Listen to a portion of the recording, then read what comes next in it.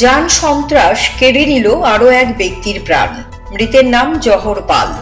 ঘটনা ঊনকোটি জেলার কুমারঘাট থানাধীন সায়দাবাড়ি এলাকায়। ঘাতক বাইক চালককে গ্রেপ্তার করেছে পুলিশ। দুটি বাইকের মুখোমুখি সংঘর্ষে এই মর্মান্তিক ঘটনা বলে অভিযোগ। মঙ্গলবার সন্ধ্যায় জহর পাল বাইক নিয়ে বাড়ি ফেরার পথে সায়দাবাড়ি এলাকায় উল্টো দিক থেকে দ্রুত গতিতে আসা অপর একটি বাইকের সঙ্গে সংঘর্ষ ঘটে। সঙ্গে সঙ্গেই রাস্তায় ছিটকে পড়ে গুরুতর আহত হন জহর পাল এবং অপর বাইক চালক।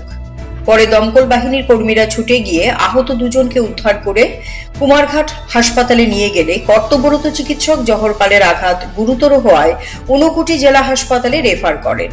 হাসপাতালে নিয়ে যাওয়ার পথেই মৃত্যু হয় তার।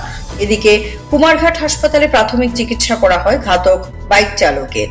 স্থানীয়দের বক্তব্য, ড্রাগসের নেশায় মুদ হয়ে এই দুর্ঘটনা ঘটিয়েছে অভিযুক্ত।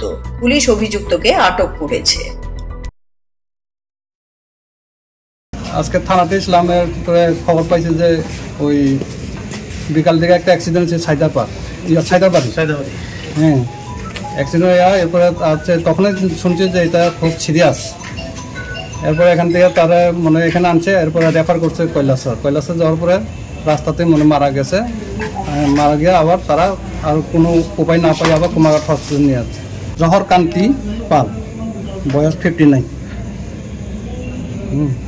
বাবার নাম হইল জামিনী কুমার পাল, বাড়ি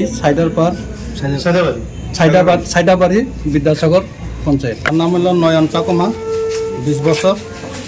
বাবার নাম হইল শ্রী হিরণময় চাকুমা, বাড়ি চন্দ্রখা, PS কুমারঘাট। ড্রাইভিং লাইসেন্স নাই, হয় এখন রয়েছে আমরা।